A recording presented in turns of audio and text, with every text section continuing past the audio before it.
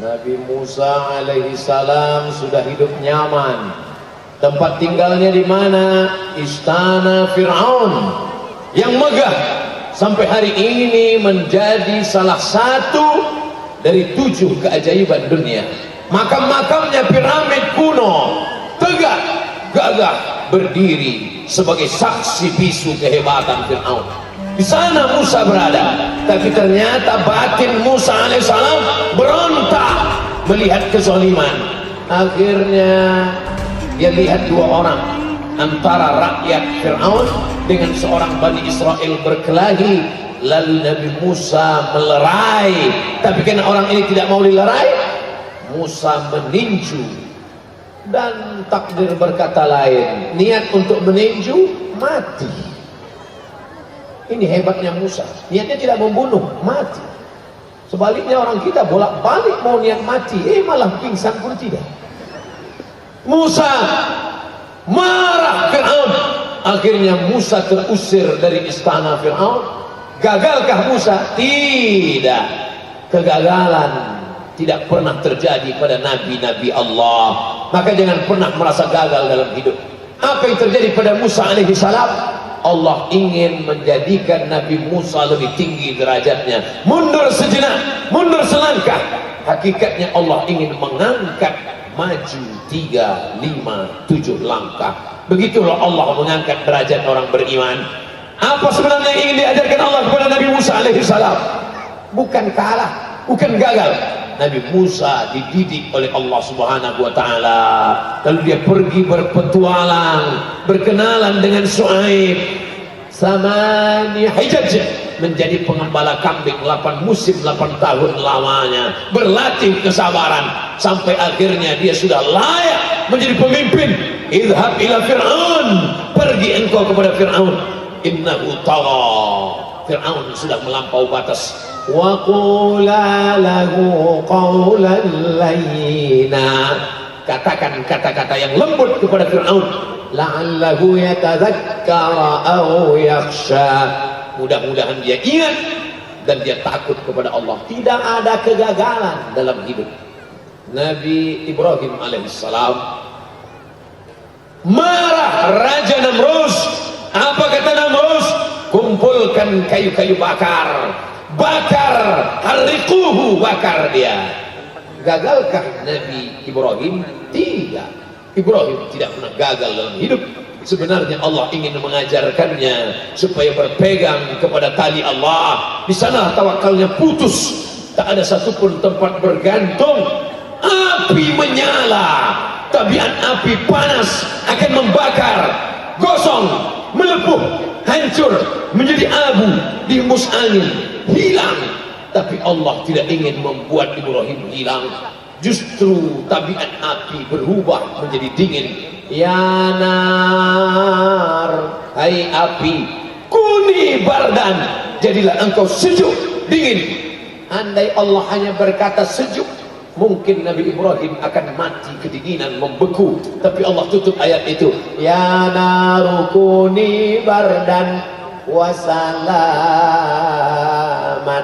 sejuk tapi engkau selamat bagi Ibrahim. Ibrahim keluar dari api dalam keadaan kedinginan. Dia tidak gagal, terikat dalam api, tidak gagal selama bersama dengan Allah. Tertelan ikan dalam perut, dalam ikan yang besar, di dalam lautan yang malam, kelam, gelap, di tengah laut. Kaki tidak menginjak tanah, tepian tidak tampak. Itu bukan kegagalan. Selama engkau bersama dengan Allah. Meninggal anakmu, kau tidak gagal. Hancur bisnismu, kau tidak gagal bersama dengan Allah. Justru kau gagal ketika ada kekuasaan di tanganmu, tapi tidak kau pakai menolong agama Allah. Hartamu banyak, tapi tak kau pakai untuk menyekolahkan anak yatim, membuka daya pondok pesantren, mewakafkan tanah. Saat itu kau di mata orang berhasil, tapi sebenarnya kau gagal dalam pandangan Allah Subhanahu wa ta'ala. Jangan ikut cakap orang. Wa in tuti aktsara man fil ard, kalau kau ikut penilaian orang, kalau kau ikut lembaga survei, kalau kau ikut pencitraan orang, yudilluka an sabilillah, mereka hanya akan menyesatkanmu dari jalan Allah. Bapak berhasil, bapak hebat, bapak tinggi, bapak berkuasa, tapi sebenarnya kau gagal dalam pandangan Allah karena tak kau pakai untuk menolong agama Allah. Sebaliknya, engkau yang sakit, engkau yang terduduk, engkau yang terpuruk karena meninggalkan riba, karena meninggalkan narkoba. Ustaz, dulu waktu saya masih buat dosa, hidup saya lancar-lancar aja. Sekarang sejak ikut pengajian, begitu pulang, Thailand hilang. Allah bukan membuat engkau gagal, Allah ingin menghapuskan dosa-dosamu. Hai saudaraku yang menjadi korban tsunami, yang menjadi korban gempa bumi, kau tidak gagal, kau bersama Allah. Justru di saat munajatmu di tengah malam, kau berkata, ya Rabb, menetes air mata, ya Allah, aku sudah berkeluh kesah kepada makhluk, tak satu pun dapat menolong. Ilaika asku dha'fa quwwati, kepada engkau aku mengadukan kelemahanku, wa qillata hilati, ketidakberdayaanku, wa hawani bainan nas, aku disepelekan orang, aku dianggap hanya lalat-lalat saja yang tak bermakna.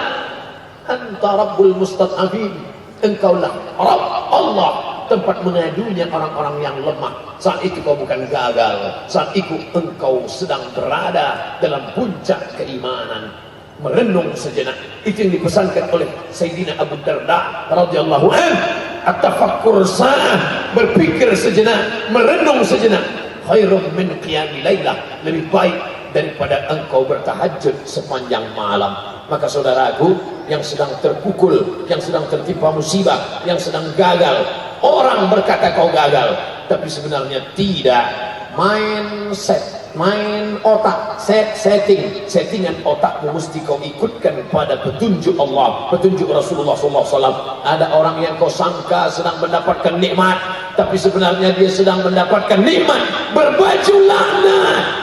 Saya tidak pernah sholat, saya tidak pernah puasa, saya tidak pernah bersedekah, rezeki saya lancar, anak saya sehat, keluarga saya aman, adem, ayam, tentram. Sebenarnya kau sedang dipermainkan dengan istidraj. Sanastadrijuhum min haitsu la ya'lamun. Mereka yang merasa dirinya berhasil, tidak pernah gagal, padahal mereka sedang kumainkan. Wa umli lahum, aku ulur rezekinya banyak, aku ulur kekuasaannya hebat, aku ulur badannya sehat. Inna kaidi matin. Ingat, tipu dayaku amat sangat hebat.